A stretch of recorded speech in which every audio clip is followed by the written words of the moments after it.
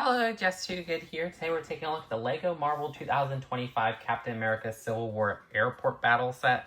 This has 736 pieces, a total of 8 minifigures, and it retails for $100 in the United States, where it releases January 1st. This was sent to me early by LEGO, but all opinions are my own. The Iron Man minifigure is the Mark 46, which was in the original set. Here you get a bunch of new printed pieces at least, one of the 2 exclusive figures of the set, 3 if you count Falcon's wings.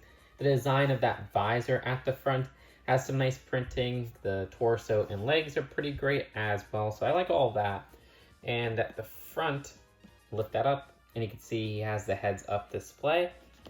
At the back, you do have some more printing with the torso there, and an alternate face if you don't want the heads up display. And Iron Man has various attachments to represent energy blasts and such. I always like this piece at the end right here, which is a pretty cool mold if you ask me. And that piece is great for using it as a deflection of Captain America's shield. And the only other minifigure in terms of exclusive prints is this Winter Soldier figure. The torso and face print haven't appeared in any other sets, and this is just a step down from the original set, where this torso is lacking the printing on the arm right there, which is a pretty important part of the character if you ask me. Not only that, but I don't know, I don't think this face really fits the character. This looks more like Edward Scissorhands. And you have that leg printing, which you'll see a lot of times throughout this set. Also, there's a change from the color of the hair, where we're using black instead of dark brown. I actually do think the dark brown fits better. Looking at the back torso printing, you got a design right there. And there is an alternate face where you can see he has quite an angry look. The Black Panther minifigure of this set is the same one found in the $30 Iron Man car from this wave, with that torso and face printing that's new, no leg printing, which looks pretty bad, that he's just missing leg printing. And you can see some back torso printing and face printing as well. The Spider-Man minifigure is the same one found in the Sanctum Sanctorum. It's fine for the scene, and the Sanctum Sanctorum is now out of print. So I don't mind this inclusion. You could see some side arm printing. I mean, the original set actually didn't have Spider-Man. Instead, it was a Tanker Truck Takedown, which was a sequel set that included the Spider-Man Civil War minifigure. You can see some more side arm printing right there. Yeah, not a bad minifigure. I still need a Sanctum Sanctorum, so let me know if you have any spare ones in the comments. The printing for Black Widow is the same one from the Marvel logo, which is in the same way for the same price, which is a worse version of the one from 2024's Leviathan and 2023's Quinjet, where the printing lacks side arm printing. So we're just getting a downgraded version from 2 to even a year ago, which is very frustrating if you ask me. Same torso and legs, which again, those legs are used 3 times in this set. Face print, you got an angry look right there. You have batons as an accessory, which is weird seeing the gas pump used that way, but whatever.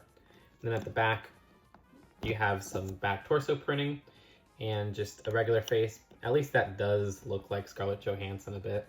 The base of the Falcon figure is the same one found in the Avengers Tower for the torso print there and the face print. However, the wings are new and exclusive to the set for the stickered pieces right there. I would love those to be printed like, say, the Sam Wilson Captain America and the CMF. But it is what it is, and we have that same leg printing that was found with the Winter Soldier of this set. I do like them using that updated hairpiece at least. You could actually see some back head printing, but we'll get to that in a second. You got Red Wing, which is another stickered piece at the back, and that could be detached, which is just one of those triangular tile pieces. Again, another piece that was printed in the CMF. You can see some more stickers at the back wings. And with the wings removed, you have some back torso printing there, as well as, like I said, some back head printing, which is an extension of the front face printing. But it is weird that the side head doesn't have that little strap continued on, though I do know it's a lot more costly to print on the side of minifigure heads for LEGO. Wanda is the version that's found in the Avengers Tower and the Endgame Final Battle set, which is a design that had a cloth attachment at the hips, which fits the character.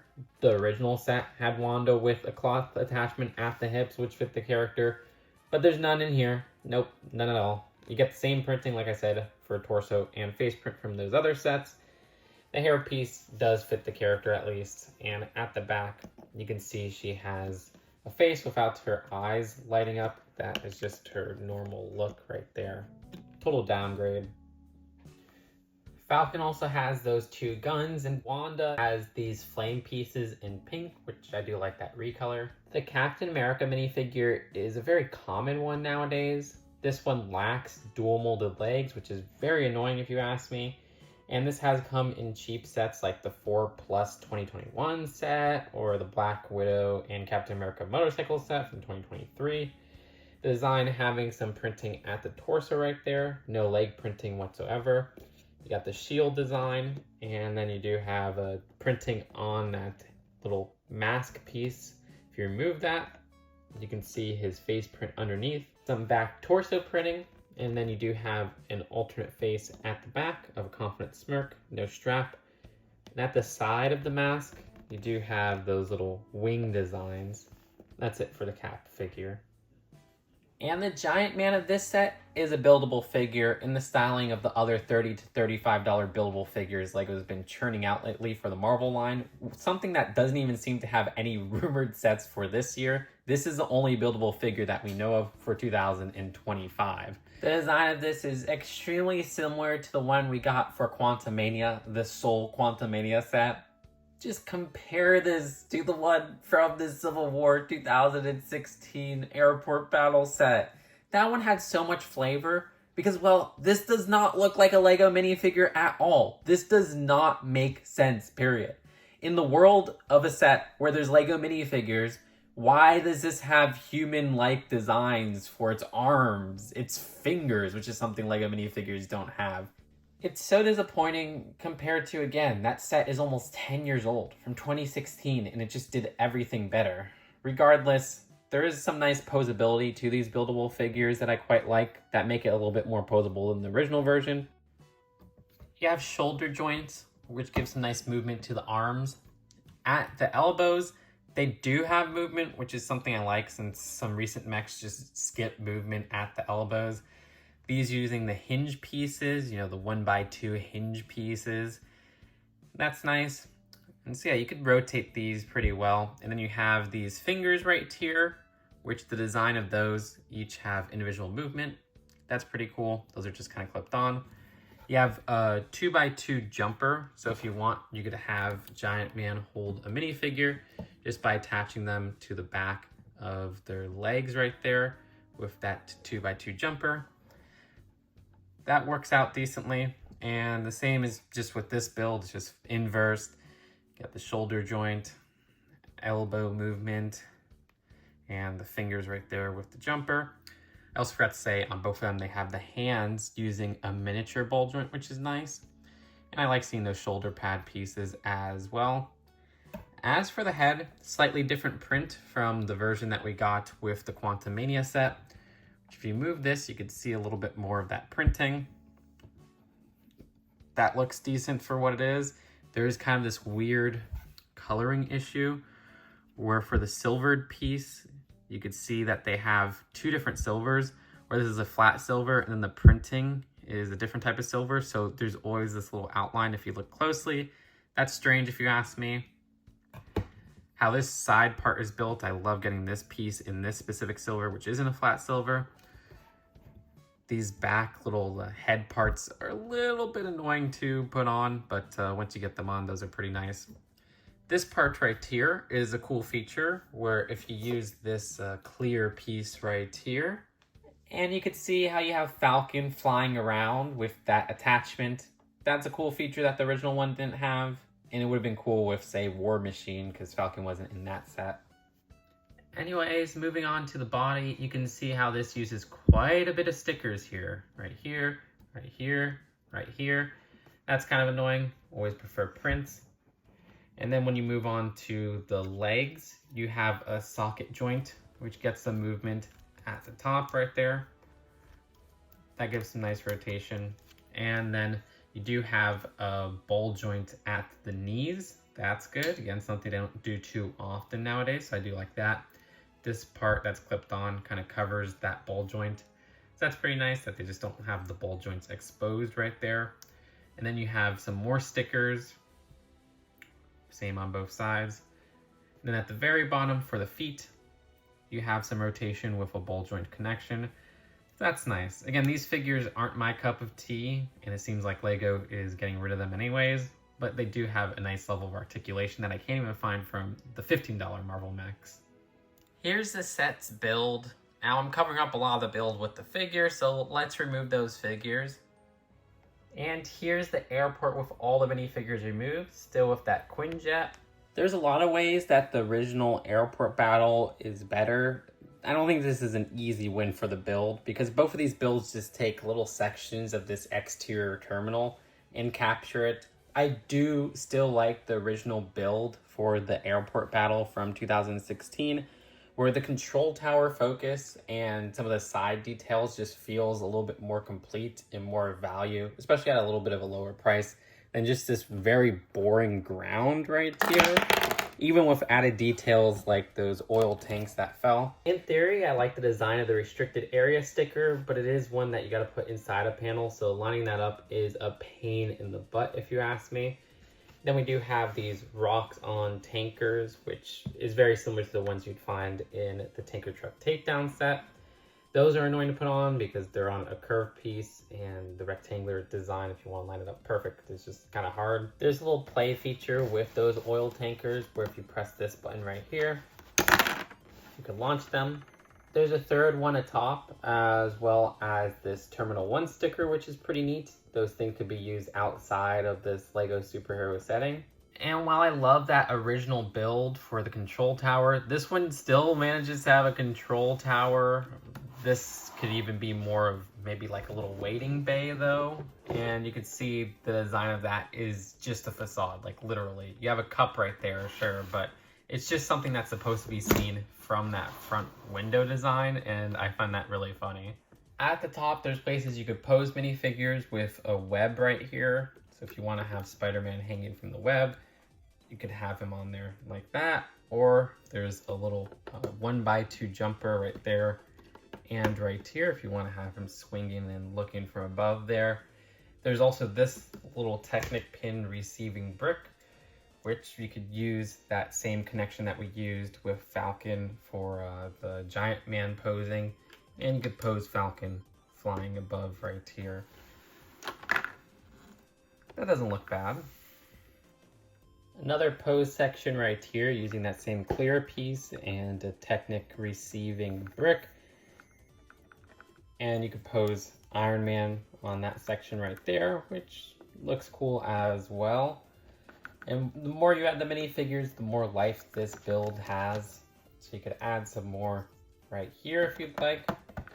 We also have a section if you want to make Black Panther leap right here. And you can see how that works as well. Oh my gosh, he's getting blocked by Iron Man's blast. It's a weird mix where you have jumper pieces, tiles, and regular plates, and there's not really any sense to why each is at a certain place. It looks messy to me if you ask me. Those jumpers do allow for Giant Man to be posed on them, as Giant Man has a little receiving anti-stud at the bottom of both of his feet. So if you want, just attach that to one of those little studs. And voila. There's a fire extinguisher to the left there, a flame on the ground right there. There's also some traffic cones. You can see another one over here. Also some traffic cones moving to the right. Another flame as well. Another flame as well as one over here. Now we're going to get to that Quinjet, which goes on a stand it just kind of rests on. It has a 2x4 jumper piece at the bottom there. And you can see how you can move that just a bit up and down and also twist around that center part. And then the design of this is so much smaller than the original set. It's kind of crazy. In the movie, I think it's some size between the original and this new one. It's not really that prominent of a version of the Quinjet, but still, it's a little bit weird at how much this is downsized. Some stickered pieces right there and there. You also have some stickered pieces at the edge right here on those Nexonite shield pieces. And at the front, There's a cockpit, which has some stickers at the side as well. And you could just remove that like this. You could fit a minifigure laying down there. There's no controls or anything like that, so don't think too hard. And once you have them laying down in there, yeah, they fit in there decently. There's stud shooters on both sides, and all you have to do to shoot the studs is press down right there. That stud is lost forever. The wings can be moved up and down, one with a green translucent stud and one with a red. Clipped on fins at the tail, and I like how this part's built, where you have to line up that little piece with the small pole connection and the stud on both sides into one of those little pieces with a loop right there, the 1x2s. That's pretty cool. So it gets just the right amount so it doesn't move around. I like that. And at the back, you can see a little engine right there, and we have some wheels at the bottom for landing gear. That's it for this small Quinjet build. And then just ending off with the build, it was covered by the Quinjet before, but you have a sticker for the hanger right there. And then there's this build for a small little control top piece, I don't know, or antenna top piece. That doesn't look too bad. One more look at the back. The box of this set has a pretty cool front right there, and then you have some back details kind of highlighting parts of the set. And there's 3 different instruction booklets, one for the vehicle build, one for Giant Man, then one for the main build. Look, the original airport battle for Civil War is one of my favorite Marvel sets, and a lot of that is because of that Giant Man figure. I love the idea of taking the Ant-Man figure and then making him bigger, though it wasn't a one-to-one costume design back then. And it was just something that made sense in a world where you have Lego minifigures like this set. Here we have the buildable figures, which do not look like Lego minifigures at all. And so if you have a giant version where it's a buildable figure, that just makes me scratch my head. Why does he have fingers? Why does he have a head that doesn't look like Lego minifigure head? Why is his body elongated and everything like that compared to a Lego minifigure torso and legs? I just thought the original one was so clever in how they made that giant man, and it made perfect sense. And it was a system that we saw for a couple other sets since. This one is just kind of a reprint, slightly different builds here and there, and slightly different stickers here and there than the Quantum Mania Ant-Man, which was already a set we got on store shelves last year. That was $30, and you can see how much of that build takes up in terms of the value of what you get in this set. Because a lot of it's put into the focus of that Giant Man build, and so the rest of the build just feels very skimpy. You got little facades here and there, a very boring ground there. The Quinjet's a lot smaller than the original set, though I don't think the original set or this set get the sizing of the Quinjet from the scene right, and it's somewhere in between those two builds. I don't know. The original set's build wasn't perfect. Again, I think the Giant Man build of the original set was perfect, but the build of the airport was still kind of like, okay, we got one part here and one part there, but that's about it. This one's the same thing, one part here, one part there, but that's about it. And then the Quinjet build seemed like the main focus of the original set, so I'm not going to act like the build of the original set was perfect. The design of what we got from the airport in the original set with that control tower, I do like than any of the airport build here. The best part about the airport build here would be some of the stickers which could be used outside of that setting. But yeah, you get like facades and stuff. It's not impressive at all. And then this is $20 more than the original set. Of course, that's not counting inflation and everything there. So take that as you may. At $100, this feels very overpriced. And I judge sets at the original prices. Of course, if you wait for any Lego set, you could probably find it on sale at your local Walmart. But not everybody has a Walmart near them. The design of this just feels like it should be maybe a $60 to $70 set at most. You do get a plethora of minifigures at least, but then those minifigures feel like downgrades from previous versions. You have Black Widow missing arm printing, Winter Soldier without arm printing, Scarlet Witch missing the cloth piece. I don't know, what, 2 new minifigures in terms of printing, and even those aren't like the most mind-blowing figures. I guess the Iron Man's the best figure of this set. This is a really bad set in my opinion. Just considering everything, there's not much of an upgrade here. There's not much of a recommendation I give to people. It doesn't feel like it stands out on its own. It just feels kind of like a sloppy version of a build that should have been more elaborate. And then you have parts from other sets with the minifigures and the characters like Iron Man. I don't know. I rate this one, I think I'm going to give it 3 out of 10. A high 3 out of 10, but Yeah, this is one of my least favorite sets in a while, if I had to be honest. And I think that's because I love the original one so much, which wasn't even perfect, but dang, that giant man figure was so cool. And the minifigures still hold up for the most part for those designs compared to this set. And then you're missing characters like War Machine even in this version. I don't know. That's my honest opinion. I think this set sucks. Do not buy it at full price. If you find it half price, then we could talk about buying it. For now, let me know what you think of this review. Do you disagree? Am I being too hard on this set? Is it the nostalgia blinding me, or do you agree? Let me know in the comments. Subscribe here for more LEGO reviews of unreleased sets, LEGO news, and honest LEGO takes all the time. And I'll see you later. Peace out. Bye.